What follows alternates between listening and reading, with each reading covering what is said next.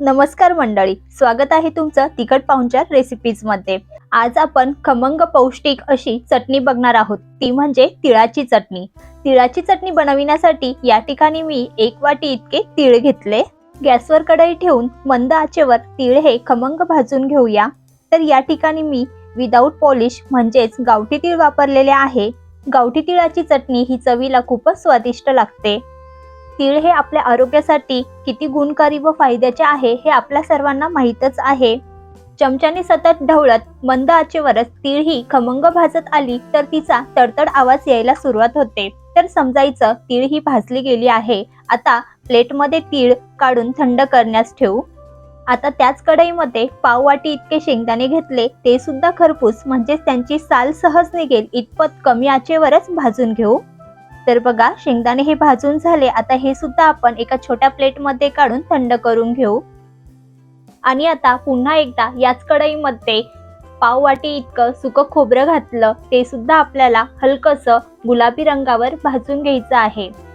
नुसत्याच तिळाची चटणी करण्यापेक्षा असं शेंगदाणे आणि सुकं खोबरं घालून बघा, खूपच छान चव येते। तर बघा, इथे खोबरं सुद्धा आपलं भाजून झालं, तर हे सुद्धा प्लेटमध्ये काढून घेऊ।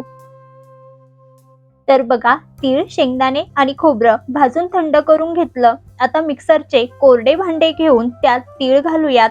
नंतर शेंगदाणे तर हे मी सालासहित वापरले, साल काढली तरी हरकत नाही। नंतर खोबरं घातलं। आता यामध्ये आवडीप्रमाणे सोललेला लसूण घातला, तसेच 7 ते 8 लाल सुकलेल्या मिरच्या। याऐवजी तुम्ही लाल तिखट घातलं तरी चालेल। सुकलेल्या मिरच्या या जाड असतील तर त्यातील बिया काढून घाला। आता यातच चिमूटभर हिंग घातलं, सोबतच चवीपुरते मीठ घालून हे असं मिक्सरला फिरवून बारीक वाटून घेतलं। बघा तर किती मस्त दिसते। खूप सोपी पद्धत आहे, प्रवासासाठी तर उत्तम पर्याय आहे। नुसत्या वरण भातासोबत, चपाती भाकरी सोबत नुसतीच किंवा तेल घालून खायला खूपच छान लागते। या पद्धतीने जर तुम्ही चटणी बनवली तर महिनाभर तरी छान टिकते, पण महिनाभर ही राहत सुद्धा नाही, इतकी चवीला भन्नाट होते। जेवणाची रंगत वाढविण्यासाठी या प्रकारची चटणी नक्की करून बघा आणि कशी झाली हे कमेंट मध्ये नक्की कळवा। धन्यवाद।